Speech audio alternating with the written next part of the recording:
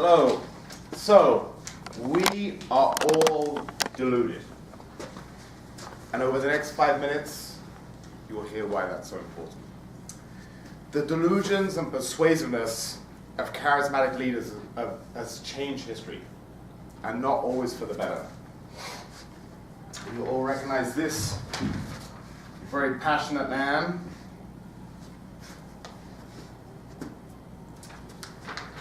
Hitler was one of the most persuasive and motivated leaders in history. And just a generation after the First World War, he re-rallied Germany again. And he got them behind insane causes, like exterminating the entire Jewish race, of which my great-grandfather was a victim, and that's the reason why my family moves to England. So it all happened just 2 generations ago, just a blink in evolutionary time. And he was so certain that he was right, that he didn't know what he didn't know. Namely, his Aryan master races were biological nonsense. But mass delusions is not just a historic episode. 6 months ago, one of my best friends called me. He was in a frenzy. Bitcoin had just blown through 10,000, was heading towards 20,000. He knew I used to trade. He said, "What do I do, Lawrence? Do I buy some Bitcoin?" Of course, I said no. I said, there's so much about cryptocurrency we don't know. It's just gone up, 1,000% in the last couple of months. It seemed like it was a bubble. He ignored me, he jumped in, he lost $100,000. Real money. His wife was not happy. This highlights the dangers of not knowing what we don't know. He'd never traded a stock in his life. He didn't know anything about anything about anything. Cryptocurrency, finance, stocks. He knew nothing about nothing. But what about most regular people? 1 in 4 parents of high school athletes think their kids have a chance to make it to professional sports. 1 in 4. Let's look at the real numbers. Ice hockey has the best numbers, about 1 in 600. American football, 1 in 4,200. And soccer, where I'm from, 1 in 5,800. We're talking tiny, tiny, tiny amounts actually make it. I spent 5 years when I was younger as a professional athlete, and I can tell you looking back, it was exponentially more painful, way harder, took far more work and sacrifice than I ever could have possibly imagined before I went in there. So Plato quoted his master Socrates as saying, "I know only one thing, that's that I know nothing." And Socrates was so wise because he realized the limits to his knowledge. That was the essence of that quote. And it was this that Plato said was the start of wisdom, knowing your limitations. In his book, The Black Swan, my personal hero, Nassim Taleb, he talks about risk in the financial markets. Now, the term black swan is famous because the old European assumption was that every swan was white because all they'd ever seen was white swans.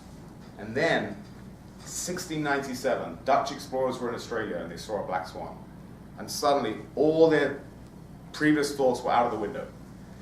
So it came to symbolize the idea that a perceived impossibility might later be disproven. Or in layman's terms, we don't know what we don't know.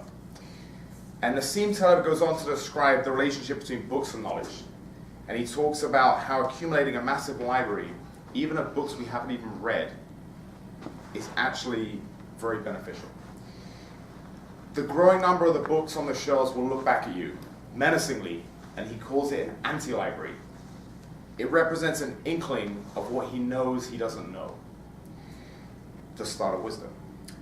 Now you might be thinking, how does the anti-library affect me? Right, Ken? Right, Tim, you're thinking that. I was thinking Ken. So it impacts all of us hugely.